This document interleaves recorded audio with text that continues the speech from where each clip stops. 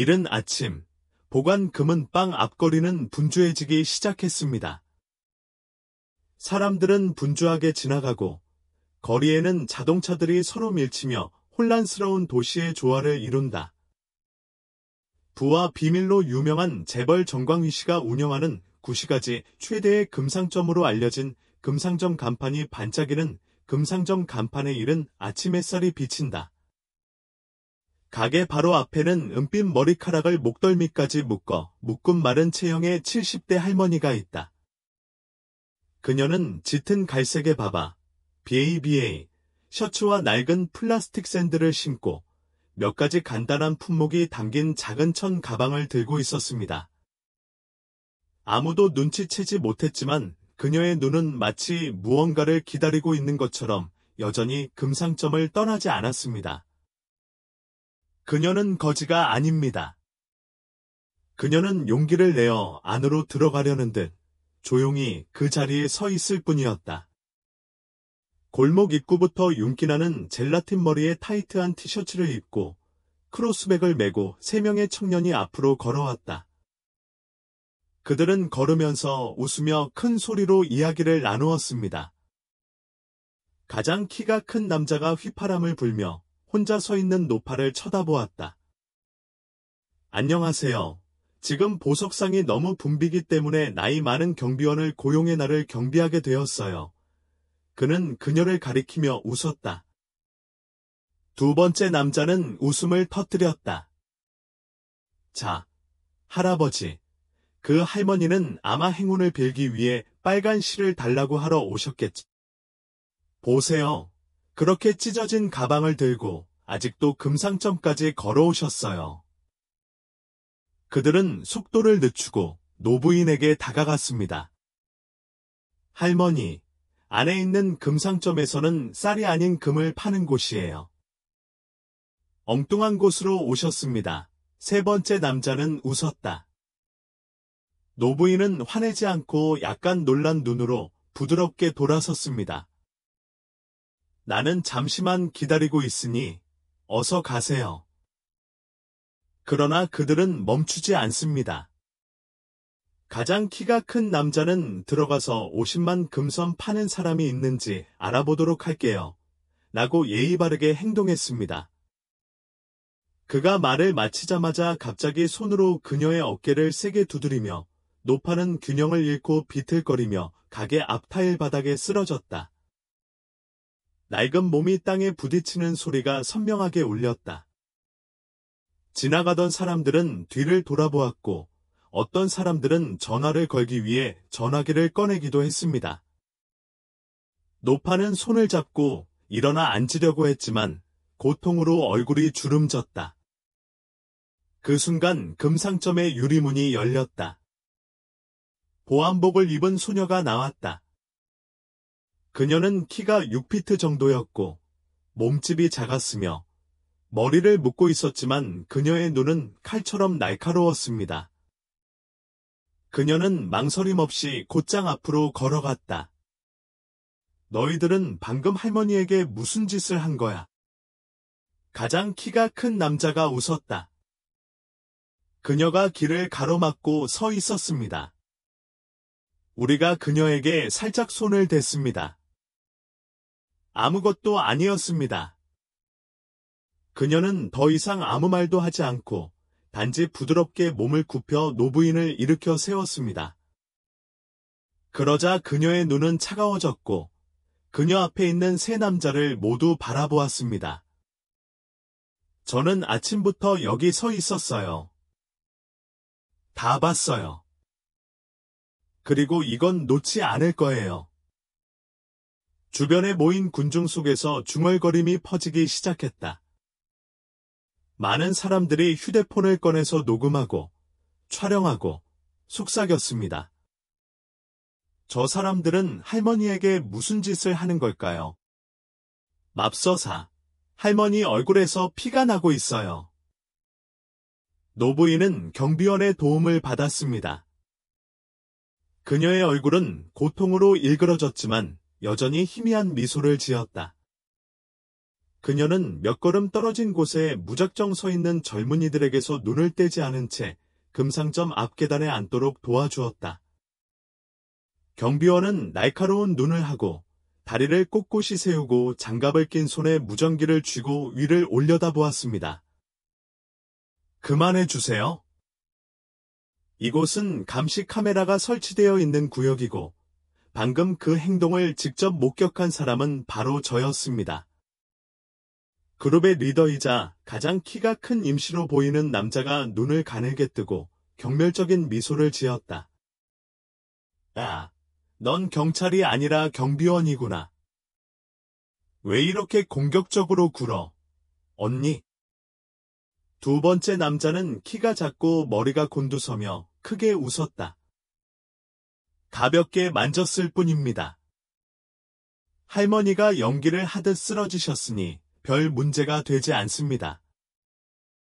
경비원은 목소리를 차분하게 유지했지만 눈빛은 엄숙했다.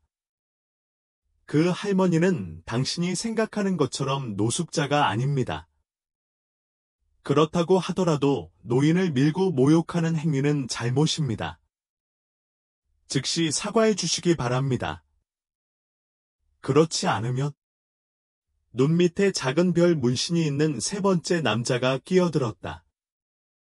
그렇지 않으면 우리를 때릴 작정인가? 경비원이 그 사람을 액션 영화의 여주인공으로 생각하는 걸까?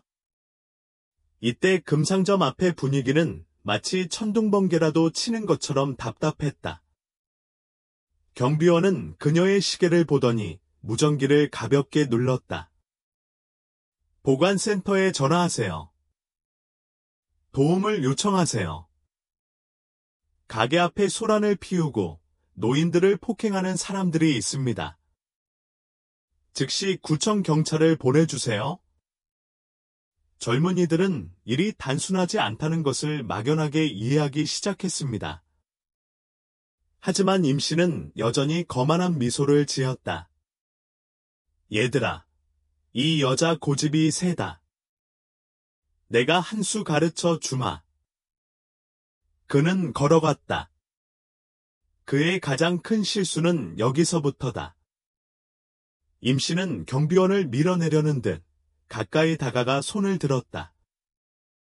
2초도 안 되는 순간 그녀는 공격을 피하기 위해 몸을 돌렸고 왼손은 그의 팔꿈치에 걸려 뒤로 젖혀졌다. 1시간 소량 부드럽게 울렸다. 임 씨는 고통의 비명을 지르며 무릎을 꿇고 손을 한쪽으로 비틀었다. 두 번째 남자는 겁에 질려 앞으로 달려갔지만 그녀가 그의 배 중앙에 수평 발차기를 던졌고 그 결과 남자는 길거리로 쓰러졌고 여러 번 구르며 배를 움켜쥐고 구토를 했다. 다른 사람은 당황하여 뒤로 물러났습니다. 당신, 무술을 배우나요? 그녀는 대답하지 않았습니다. 그녀의 눈은 더 이상 경비원의 눈이 아닌 진정한 전사의 눈이었습니다. 그녀는 몸을 돌려 그를 향해 한 걸음 한 걸음 걸어갔다. 문신 말더듬이가 있는 이름. 죄송합니다. 고의는 아니었습니다. 그런데 갑자기 주머니에서 작은 칼을 꺼냈습니다. 군중은 이렇게 외쳤다. 조심하세요. 칼이 있어요. 그는 엄청난 속도로 앞으로 달려갔다. 하지만 왼쪽으로 피하며 180도 회전의 칼을 쥔 팔을 가로차기로 날렸다. 칼이 그의 손에서 날아가서 떨어졌다. 무엇? 지상에. 그녀는 앞으로 나서서 그의 팔을 뒤로 구부린 다음 가게 바로 앞에서 그를 쓰러뜨렸습니다. 박수 소리가 거리 곳곳에 울려 퍼졌다. 오토바이 택시 운전사는 이렇게 외쳤다. 맙서사. 이 여자 특수부대를 공부하고 있는 건가? 경비원은 아무 말도 하지 않고 몸을 굽혀 칼을 집어 증거로 비닐봉지에 넣은 뒤 휴대전화를 꺼내 전화했다. 세 과목을 모두 통제했습니다. 구청 경찰에게 와서 인수해달라고 요청했습니다. 몇 사람이 달려가서 노파가 금상점에 들어가는 것을 도왔습니다. 그녀는 감정적이면서도 어딘가 친숙한 눈으로 그녀를 바라보았습니다. 그녀는 부드럽게 물었다. 꼬마야, 너는 언제부터 무술을 배웠? 경비원이 살짝 웃었다. 네, 할머니. 어렸을 때부터 집에 도둑이 들었고 어머니가 구타를 당해서 저는 남을 지키는 법을 배우겠다고 다짐했어요. 노부인은 감탄으로 얼굴이 빛나며 천천히 고개를 끄덕였다. 이때 소셜 네트워크가 폭발적으로 성장하기 시작했습니다. 전체 사건을 기록한 2분짜리 영상은 사건이 발생한 순간 실시간 스트리밍 카메라맨이 게시했습니다. 단 10분 만에 해당 동영상은 수천 건이 공유를 기록했습니다. 주요 캡션 라인. 금상점 경비원은 구시가지의 영웅인 청년 깡패 3명을 혼자서 쓰러뜨렸습니다. 사람들이 점점 더 많아지기 시작했습니다. 신고를 받은 지 5분 만에 구청 경찰이 나타났다. 깡패 3명은 얼굴이 멍들고 회색이 된 채 역으로 호송되었습니다. 임은 걸으면서 신음한다는 뜻이다. 뭐야, 저 여자는 왜 미국 특수부대처럼 싸우는 거지? 인파가 잦아들자 노부인은 금상점 로비 의자에 앉았고 직원들은 차를 끓여 이마에 난 상처를 닦아주었다. 그녀 옆에 경비원이 서 있었는데 그녀의 표정은 거만하지도 흡족하지도 않은 옳은 일을 한 사람의 평온함 뿐이었다. 한 직원이 매니저에게 이렇게 속삭였습니다. 정말 형편없어요. 예전에 무술 수련생이고 태권도 유단자였고 국가대표에도 뽑혔는데 가지 않았다는 얘기를 들었습니다. 매니저는 고개를 끄덕였다. 네, 아픈 어머니를 돌보고 싶어서 거절했어요. 지금은 동생들을 먹여 살릴 돈이 필요해서 우리 가게 경비원으로 일하고 있어요. 방 구석에서 노부인은 조용히 모든 것을 듣고 있었고 그녀의 눈은 사려 깊고 깊었습니다. 그녀는 어린 시절 자신과 같은 약자를 보호하기 위해 감히 일어섰던 용감한 소녀였던 과거를 기억하는 듯한 눈으로 경비원을 바라보았습니다. 그녀는 의미가 가득한 미소를 살짝 지었다. 경찰이 떠나자 노부인이 갑자기 일어나 매니저에게 말했다. 가게 주인을 만나게 해줄 수 있나요? 나는 그 사람의 친척이에요. 관리자는 몇 초 동안 머뭇거리다가 고개를 끄덕였습니다. 알겠습니다. 잠시만 기다리십시오. 국장을 불러올 것입니다. 경비원 이비는 조금 놀랐다. 감독의 친척. 그녀는 다시 노파를 바라보기 위해 돌아섰다. 갑자기 내 마음속에 이상한 느낌이 떠올랐다. 그럴 수도 있지. 보관 금은방은 훌리건 무리가 다시 병동으로 호송된 후 조용한 상태로 돌아왔습니다. 아직도 모두가 젊은 경비원의 전문적이고 빠른 업무 수행에 대해 이야기를 멈추지 않았습니다. 하지만 그 놀란 분위기 속에서도 아무 일도 없었다는 듯 차분한 표정을 지은 사람은 단 한 명, 바로 노부인이었다. 그녀는 따뜻한 차 한 잔을 들고 대기 의자에 살며시 앉아 정광희 사장의 개인 사무실로 알려진 2층으로 올라가는 계단을 바라보았다. 이 남자는 수년에 걸쳐 언론에 몇 번만 등장했을 뿐이며 그의 이미지를 아는 사람은 거의 없습니다. 친절한 직원이 다가와서 부드럽게 말했습니다. 삼촌, 우리 국장님이 회의 중이신데 당신이 온다는 소식을 듣고 회의에 참석하지 않고 지금 내려오고 계십니다. 노부인은 얼굴을 별로 드러내지 않은 채 살짝 고개를 끄덕일 뿐이었다. 경비원 이비가 그녀 옆에 서자 그녀의 마음에는 알 수 없는 감정이 생기기 시작했다. 그녀는 여전히 그 노파가 단지 지나가는 사람이라고 생각했습니다. 이제 이 동네에서 가장 큰 금상점 주인의 친척이라는 말을 듣고 생각을 할수록 뭔가 심상치 않은 느낌이 들었다. 그리고 유리문이 열렸다. 키가 크고 심플한 흰색 셔츠를 입은 40세 정도의 중년 남성이 서둘러 계단을 내려왔습니다. 그의 이마에는 아직도 땀이 몇 방울 남아 있었는데 분명히 그는 매우 빨리 지나간 것이었습니다. 그러나 노파를 보자마자 그의 발걸음이 멈췄다. 한 줄기 빛이 아득한 기억에 닿은 듯 그의 눈이 아래로 내려갔다. 엄마. 그는 숨이 막혔어요. 로비에 있던 모든 직원들이 가만히 서 있었습니다. 공기가 얼어붙는 것 같았다. 경비원 이비가 눈을 굴렸다. 뭐? 엄마. 노부인은 찻잔을 테이블 위에 올려놓고 부드러운 미소를 지었다. 광희, 이제 엄마를 받아들이지 않을 건가요? 금상점 주인이 달려와 노파 옆에 무릎을 꿇었다. 더 이상 강력한 재벌도 아니고 더 이상 대규모 매장 체인의 소유자도 아닙니다. 이제 그는 어머니 앞에서 떨고 있는 아들일 뿐입니다. 엄마, 여기 왜 왔어? 왜 미리 말 안 했어?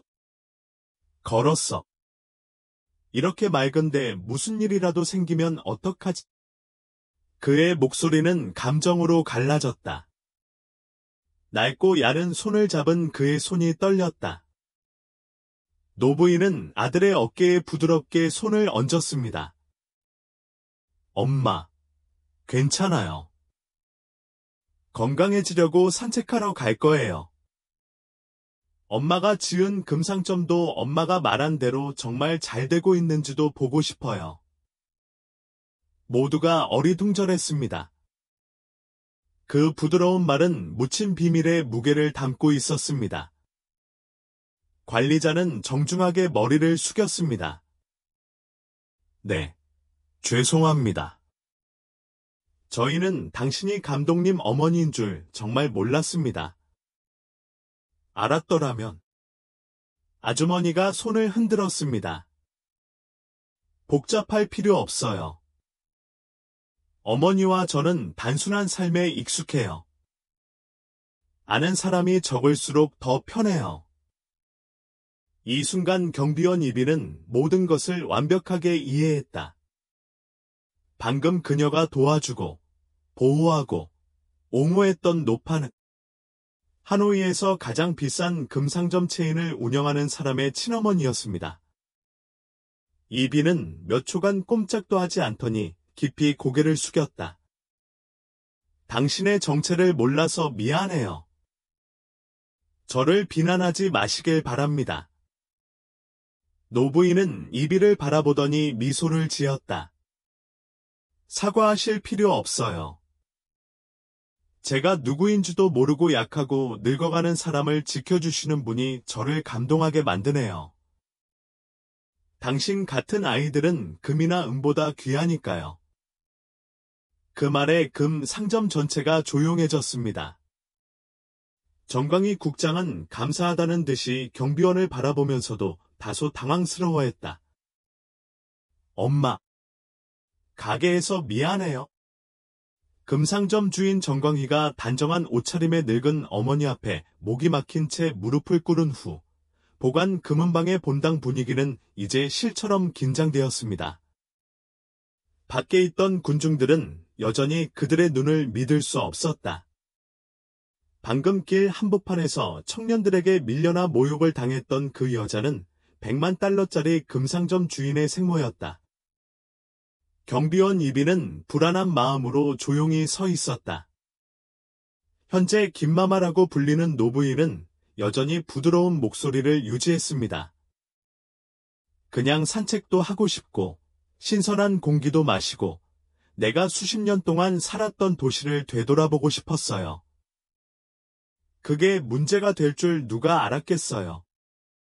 광희는 재빨리 손을 뻗어 어머니의 손을 잡았다. 엄마, 더 이상 그렇게 살지 않아도 돼요? 제가 돌봐드릴 수 있어요. 별장에 살 수도 있고, 운전기사도 있고, 의사도 있고. 왜 그렇게 조용하세요? 김 할머니 큐이하이. 당신은 충분히 강하다는 걸 알아요. 하지만 저는 내 삶에서 낯선 사람처럼 살고 싶지 않아요. 나는 그것에 익숙해졌습니다. 단순하게 살고, 버스를 타고, 스스로 요리하고, 혼자 시장에 갑니다. 내가 여전히 당신의 어머니인 것처럼 느껴집니다. 광희는 눈물을 글썽였다. 그는 그의 어머니가 겉보기만큼 약하고 늙지 않았다는 것을 알고 있습니다. 아들이 지금의 모습을 가질 수 있도록 어려서부터 장마와 땡볕, 비를 헤치며 혼자 키워주신 분은 어머니였습니다. 하지만 그녀가 의존하지 않고 소박하고 자유롭게 살아가는 방식은 그를 슬프고 고통스럽게 만들었다. 같은 시각, 구청 경찰서에서는 체포된 청년 3명이 여전히 어리둥절한 모습을 보였다. 리더인 임씨의 얼굴은 한쪽 볼이 퉁퉁 부어올랐다. 그의 오른손은 탈구된 손목을 가볍게 쥐었다. 그는 소리쳤다. 무슨 죄로 우리를 체포하는 겁니까?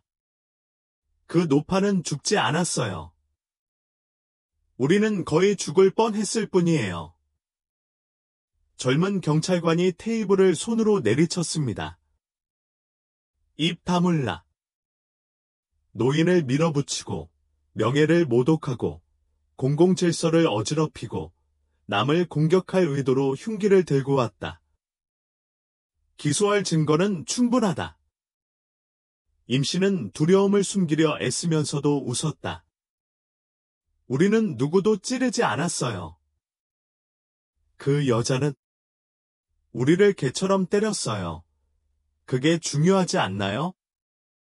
그 순간 나이 많은 경찰관이 USB를 들고 들어왔습니다.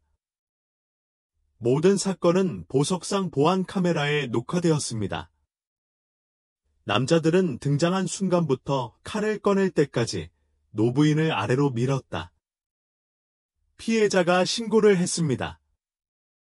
증인이 완성됐는데 아직도 부인하시겠습니까? 세 사람은 얼굴에 피를 흘리며 침묵했다. 소셜네트워크 서비스, SNS에서는 세 남자가 모두 경비원 바이에게 순식간에 제압당하는 장면을 담은 2분 45초 분량의 영상이 여전히 입소문을 타고 있다. 팬페이지 타이페이 사람들은 친절해요 제목을 다음과 같이 게시하세요. 거리에서 모욕을 당하는 노인들을 구해준 의협심이 알고 보니 동네 최대 보석상 주인의 어머니였다. 단 12시간 만에 해당 동영상은 거의 500만 회에 달하는 조회수를 기록했고 수십만 건이 공유와 댓글을 기록했습니다. 이비에 대한 감탄의 말이 나날이 늘어나고 있다. 마음부터 손까지 아름다워.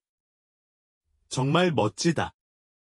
경비원 한 명이 이를 목격했지만 감히 개입하지 못한 수십 명의 사람들보다 더 많은 일을 할 수 있습니다.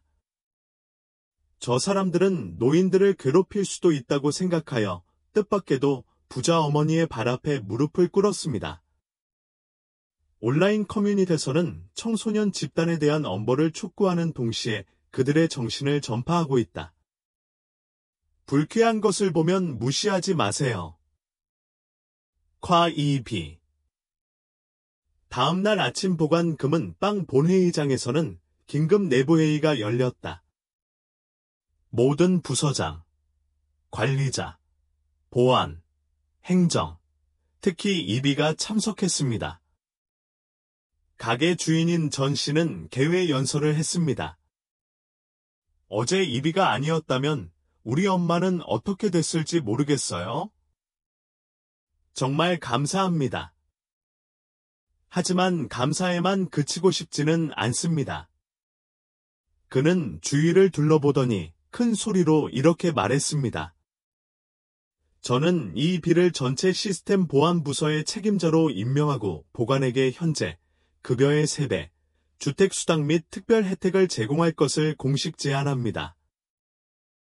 회의실 전체가 큰 박수를 보냈습니다. 이비는 놀라서 일어났다.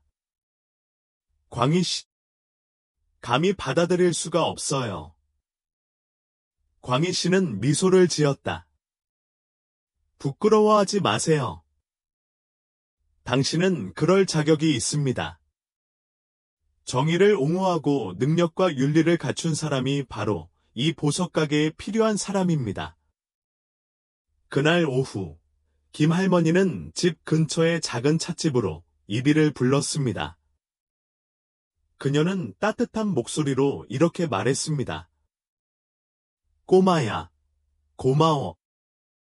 네가 나를 도와줘서가 아니라 세상에는 아직도 친절한 사람이 많다는 걸 믿게 해줬기 때문이야. 이비가 정중하게 인사한다. 네, 저는 제가 해야 할 일을 하고 있을 뿐입니다. 삼촌. 저희 어머니는 불의한 일을 보면 말하지 않으면 나쁜 일이 일어나도록 돕는 것이라고 가르쳐 주셨습니다.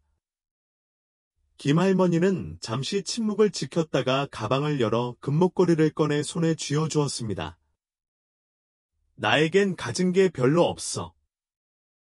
이건 내가 나중에 손주들에게 주려고 예전에 아껴두었던 금줄이야. 그런데 오늘은 기념품으로, 축복으로 주는 거야. 이 비감정적, 빨간 눈. 그렇습니다. 감히 받아들일 수 없습니다. 그냥 가져가세요. 금이라고 생각하지 마세요. 다른 사람을 위해 지켜온 신뢰라고 생각하세요. 주말에는 구청 경찰이 해당 사건에 대해 기자회견을 열었다. 대표는 언론에 이렇게 말했습니다. 당국은 공공질서 파괴, 노인 모욕, 무기 불법 보관 혐의로 사건을 기소했습니다. 피고인들은 반대하는 태도를 취했지만 사람들이 촬영한 영상과 보안 카메라, 영상 덕분에 증거가 매우 명확했습니다. 세 사람 모두 무거운 처벌을 받게 됩니다. 가족들은 김마마을 보러 와서 머리를 숙이고 울며 용서를 구했습니다. 하지만 그녀는 조용히 이렇게 말했습니다. 마음으로는 용서하지만 법은 용서하지 않습니다. 이 고통 속에서도 남을 존중하고 살아가는 법을 배워야 합니다. 며칠 후 신문과 텔레비전 방송국에서는 다음과 같이 보도했습니다. 여성 경비원이 폭행을 당하던 노인을 구해냈는데 알고 보니 금상점 주인의 어머니였습니다. 공공장소에서의 문화적 행동에 관한 세미나에서 전 씨는 다음과 같이 말했습니다. 이 이야기는 단지 어머니와 금 가게에 관한 이야기가 아닙니다. 우리가 약자를 대하는 방법, 친절함, 그리고 금보다 더 소중한 인간 존엄성의 가치에 대한 교훈입니다. 오후의 햇빛은 하늘에서 꿀이 떨어지는 것처럼 부드럽고 따뜻했다. 오늘 보관 금은 빵 앞의 분위기는 마치 며칠 전만 해도 이곳에서 난투가 없었던 것처럼 이상하게 평화로웠다. 하지만 순박한 할머니와 용감한 경비원의 이야기를 목격한 이들의 마음속에는 아직도 그 울림이 남아있다. 이제 보관 시스템의 새로운 보안 책임자인 이비는 구 시장 근처의 작은 골목 끝을 향해 천천히 걸어갔다. 그녀의 손에는 과일 봉지와 음식이 들려 있었습니다. 오늘 그녀는 여관으로 돌아가지 않고 아주 특별한 사람을 만나러 갔다. 지난주 이야기에 등장한 특별한 어머니인 김 할머니는 작은 집 앞마당에 앉아 분재 잎사귀를 다듬고 있습니다. 여기 계세요. 그녀는 웃었다. 이비가 다가와 가방을 테이블 위에 올려놓았다. 네, 시장을 지나가다가 당신이 좋아하는 케이크를 보고 사러 들렀어요. 김 할머니는 애정 어린 눈빛으로 그녀를 바라보았다. 누군가가 이렇게 단순한 일에 관심을 갖고 있다는 느낌을 받은 지 얼마나 됐나요? 그녀는 이렇게 물었습니다. 새 직장은 괜찮으세요? 이비가 고개를 끄덕였다. 괜찮아요.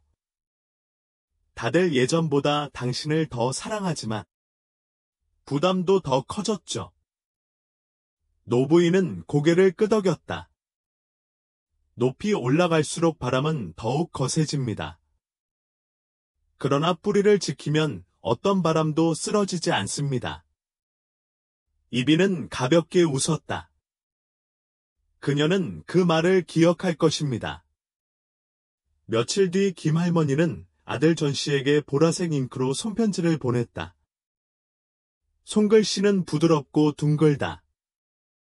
그 안에는 그날 금상 앞에 섰을 때의 심정, 밀려났을 때, 자신의 발 앞에 무릎을 꿇은 아들을 봤을 때의 심정, 그리고 불로 단련된 강철 같은 마음을 가진 소녀 이비를 만났을 때의 말없는 기쁨이 담겨 있었다. 아들아, 난 결코 짐이 되고 싶지 않았지만 내 사랑을 거절한 적도 없어. 나 자신에게 진실하고 싶었을 뿐이야. 늙었다고 나약한 게 아니고 단순하다고 비참한 게 아니라는 걸 보여주고 싶었어. 내가 믿는 이비처럼 좋은 직원일 뿐만 아니라 많은 것을 배울 수 있는 사람이 될 거야. 돈으로 많은 것을 살 수 있지만 그것만이 성격 다른 사람들이 당신을 존경하고 신뢰하게 만듭니다. 그리고 그건 당신이 그걸 가지고 있는 걸 봤어요. 모두가 보는 앞에서 어머니께 사과하기 위해 서슴지 않고 길 한복판에 무릎을 꿇은 날이라고 말했다. 전 선생님은 그 편지를 읽고 또 읽었습니다.